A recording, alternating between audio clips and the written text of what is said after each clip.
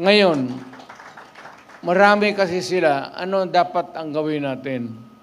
Lisa Ontiveros nagbigay ng pahayag tungkol sa naging joke na sinabi ng dating Pangulo noong nakaraang araw, tungkol sa pagkalas sa buhay ng mga senator para may maging pwesto ang ibang senator sa Senado, kahit nga si Justice Secretary Jesus Crispin Remulla. Ex-President Rodrigo Duterte ay nagbigay din ito ng pahayag tungkol sa maging kakaharapin ng dating Pangulo.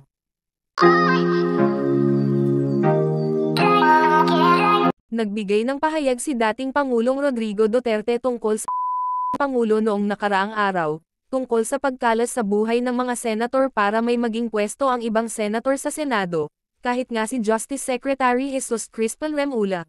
Ex-President Rodrigo Duterte ay nagbigay din ito ng pahayag tungkol sa maging kakaharapin ng dating Pangulo. Ngayon, marami kasi sila, ano dapat ang gawin natin? Di pat mga senador ngayon para mabakante.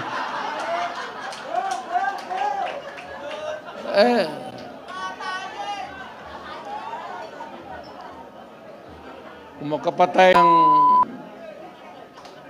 mga 15 na senador, pasok na tayo lahat. Pero kawawa naman.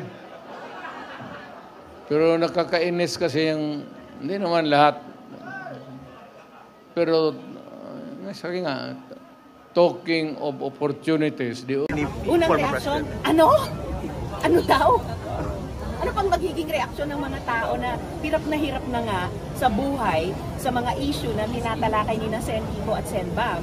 Tapos ang sagot ng isa dyan ay dagdag na karahasan. Talagang ewan ko lang sa kanila. Matay daw ng 15 senador para magbigay daan sa mga kandidato niya. Ang talagang dapat patayin o bombahin o ibaba ay ang mga preso ng bilihin. No?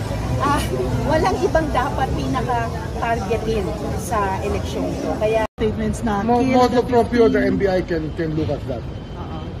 Motu proprio. But tingnan natin. Let's see. Parang na-interview yata si Director. Alam niyo naman, sometimes we're used to the language of the former president. Yes, sir. Sanay tayo. Hindi naman lahat ng sinasabi niya, tatalon tayo. Yes, sir. Diba? Pero if the senators themselves complain, then we have reason to act on the matter. Kasi syempre sila yung sila yung endangered ng ganong statements. Can possibly have a ripple effect.